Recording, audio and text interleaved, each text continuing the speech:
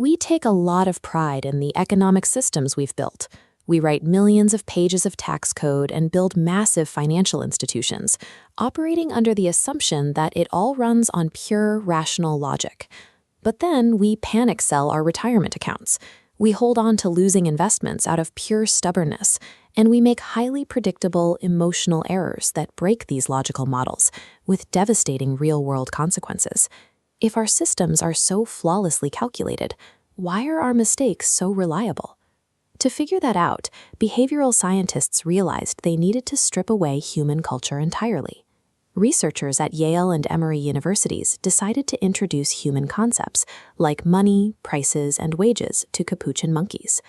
Watching how an animal with a lemon-sized brain handles a paycheck answers a massive question. It shows us whether our economy is a product of modern human intelligence or if it's just ancient biological programming dressed up in a suit. At Yale, scientists gave monkeys a tray of small silver discs. Eventually, the monkeys learned they could hand over a disc to a researcher and get a grape or an apple slice in return. The junk became currency. Almost immediately, the monkeys became rational consumers.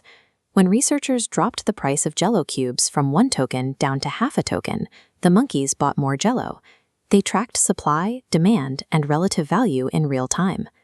This diagram shows a psychological trap the researchers built to test the limits of that logic.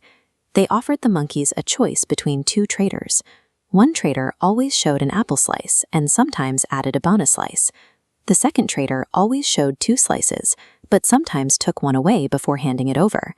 Mathematically, both traders paid out the exact same average, 1.5 apples.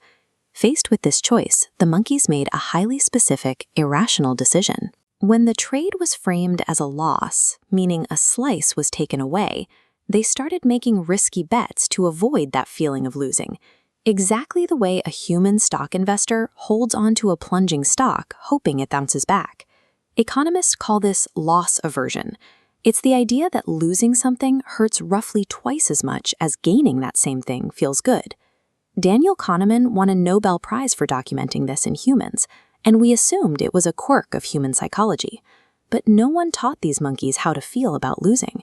In fact, nobody taught them what to do with the money at all.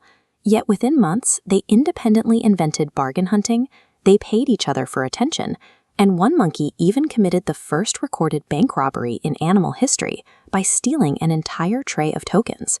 These capuchins mirrored human shopping patterns, theft, and specific financial biases without ever seeing a shop or a price tag. Their behavior suggests that the fear of loss is pre-programmed into the primate brain, long before culture gives it a name. A similar discovery happened at Emory University. Scientists trained 2 monkeys to perform the exact same task side by side in clear cages. At first, both were paid in slices of cucumber, and both were perfectly happy. Then, the researchers started paying one monkey in high-value grapes while still giving the other cucumber. The short-changed monkey looks at her cucumber, looks at her neighbor's grape, and completely loses her temper. She refuses to eat and hurls the cucumber right back at the scientist. This reaction is known as inequity aversion. We see it in chimpanzees, too. When chimps play trading games, they will gladly sacrifice their own food to veto a deal if they feel the other chimp is getting an unfairly large share. This behavior extends beyond primates. Wild ravens will completely boycott a human researcher who cheats them in a trade. They'll even refuse to cooperate if they simply watch another raven get a better deal than they did. The demand for fairness predates our legal systems by millions of years. Modern political outrage over inequality stems from a biological alarm system built to keep social groups from fracturing. In the wild, inequity aversion serves a crucial purpose. Animals that live in groups only survive through cooperation. If a troop tolerates an unfair distribution of resources, the individuals at the bottom stop warning others about predators, the group fractures, and everyone dies. Loss aversion stems from a world with no concept of enough. In a wild environment, winter is always a threat, and a loss of resources translates directly into starvation. This timeline shows 35 million years of primate brain evolution. At the very end is a microscopic sliver representing the few thousand years since humans invented coins.